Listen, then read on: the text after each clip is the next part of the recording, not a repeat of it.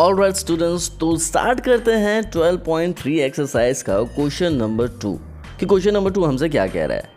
ठीक है, देखिए, find the area of the shaded region in figure 12.20 if radii of the two concentric circle with the centre O are 7 cm and 14 cm respectively and AOC 40 degree. भाई AOC कितना दिया हुआ है? 40 degree दिया हुआ है। अब रेडियाई मतलब होता है दो रेडियस आपको देखने को मिलेंगे। ठीक है, कॉन्सेंट्रिक सर्कल का मतलब होता है एक सर्कल एक और सर्कल, मतलब दो सर्कल रहते हैं और दोनों का जो सेंटर पॉइंट होता है सेम होता है। छोटे वाला जो सर्कल है इसका भी सेंटर यही है, बड़ा वाला जो सर्कल है उसका भी सेंटर वही है। बात समझ में आई क्या बोल रहे हैं? तो दो सर्कल रहते हैं जिसका सेंटर पॉइंट सेम होता है, उसको कॉन्सेंट्रिक सर्कल्स कहते हैं। ठीक है, अब आगे बढ़ते हैं। शेडेड रीजन निकालना है, मतलब ये जो ब्लू पार्ट से जो ये है ये एरिया हमको निकालना है। तो कैसे निकालेंगे, ध्यान से देखते जाओ। यहाँ पर दो एरिया ऑफ ए सेक्टर है। कैसे? देखो, थोड़ा सा छोटा बन गया है। यहाँ दो सेक्टर है, कैसे देखेंगे? यहाँ देखो, ये एक सेक्टर दिखा, देखो OBD दिखा सेक्टर, एक छोटू वाला। तो छोटा वाला एक सेक्टर दिखा और इसको अगर हम बड़ा कर दे तो एक बड़ा सेक्टर भी दिख रहा है। ठीक है, छोटा सेक्टर कैसे दिख रहा है? हम इसको मार्क कर रहे हैं, शेड कर रहे हैं, शेड नहीं हाईलाइट कर रहे हैं। थोड़ा सा देख लो, ये छोटा आपको दिखा। क्या छोटा दिखा आपको? आपको छोटा सेक्टर दिखा होगा। अब आपको बड़ा सेक्टर दिखाते हैं। ठीक है, ये बड़ा सेक्टर है। दो सेक्टर हमारे पास है और हमें क्या निकालना है? ये एरिया निकालना है।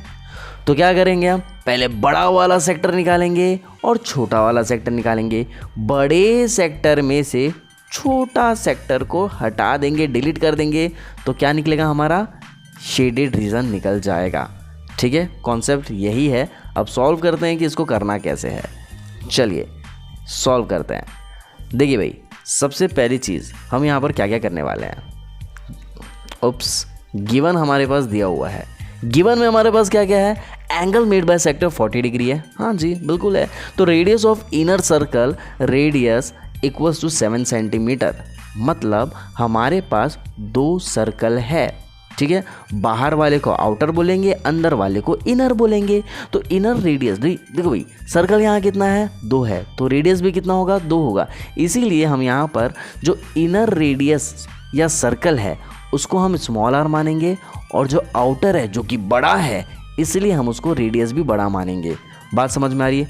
ये छोटा सा सर्कल हो गया इसलिए इसके रेडियस को छोटा r माने। ठीक है, ये आउटर सर्कल वाली की जब हम बात करेंगे तो क्या होगा? ये बड़ा सर्कल होगा इसलिए हम इसके रेडियस को बड़ा r मानेंगे।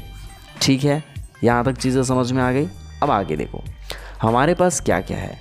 हमारे पास एरिया ऑफ शेडेड रीजन निकालना है। कैसे निकलेगा? अभी हमने आपको बताया। एरिया ऑफ आउटर सेक्टर मतलब ये वाला जो कि सर्कल का है, पूरा लेंगे, OAC नाम लिख देंगे सो दैट दिक्कत ना हो। ठीक है, तो हम यहाँ पर एक काम करेंगे, यहाँ पे एक नाम भी लिख देना, OAC। ठीक है, और एरिया ऑफ इनर सेक्टर का नाम हम लिख देंगे OBD। तो यहाँ पर हम नाम लिखेंगे OBD। ये लिखना, ये मेंशन करना बहुत ज़्यादा ज़रूरी है वरना दिक्कत हो जाएगी। ठीक है, अब आगे देखो सॉल्व कैसे करेंगे। एरिया ऑफ आउटर सेक्टर, भाई दोनों का फॉर्मूला तो सेम ही है। क्या है दोनों का formula? Area of outer sector का फॉर्मूला क्या होगा? θ/360 इंटू पाई, और जो r है वो तो बड़ा है इसलिए बड़ा r लिखेंगे, माइनस ये भी सेम फॉर्मूला लगेगा क्योंकि दोनों सेक्टर ही है, इंटू पाई r²। इनर में छोटा r आएगा और आउटर में बड़ा r आएगा, जैसे कि हमने आपको यहाँ बता रखा था।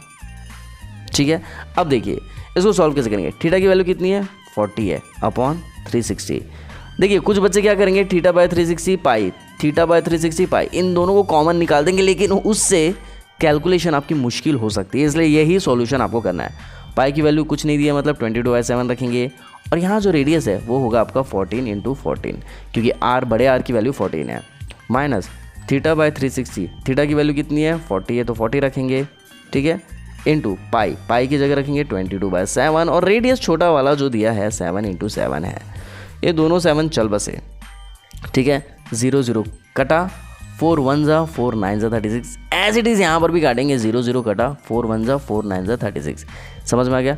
7 1 जा 7, 7 2 जा 14, और कुछ कट रहा है क्या? यहाँ 9 है, ऊपर 2 और 14, नहीं बिल्कुल नहीं कटेगा, यहाँ पर भी कुछ नहीं कट रहा है। तो इसको अब हम आगे सॉल्व करेंगे और आगे हमारा क्या आएगा देखते जाइए, ठीक है।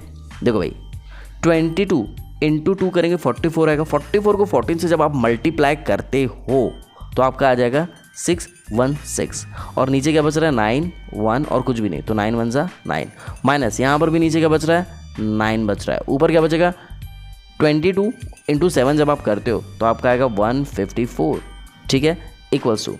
तो देखिए भैया डिनोमिनेटर सेम है, दोनों में 9 है, तो एक ही बार लिखेंगे, ऊपर जो है उसको छाप देंगे 616 माइनस 154, सिर्फ एलसीएम ले रहे हैं और कुछ भी नहीं कर रहे हैं यहाँ पर, ठीक है।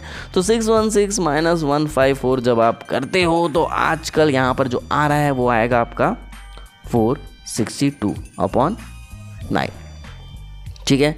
ये घटेगा आपका 3 के टेबल से, 3 3 जा 9, 3 1 जा 3, 3 5 जा 15 और 3 4 जा 12, बोले तो 154 अपॉन 3 सेंटीमीटर। क्यों लिखे सेंटीमीटर? सारी चीज़ें सेंटीमीटर में है भाई, ठीक है, और एरिया निकाल रहे हैं इसलिए आ जाएगा स्क्वायर। यही है आपका आंसर। आई होप आपको चीज़ें समझ में आ रही होगी। लाइक शेयर करना भूलना नहीं है। मिलते हैं अगले वीडियो में, टिल देन बाय।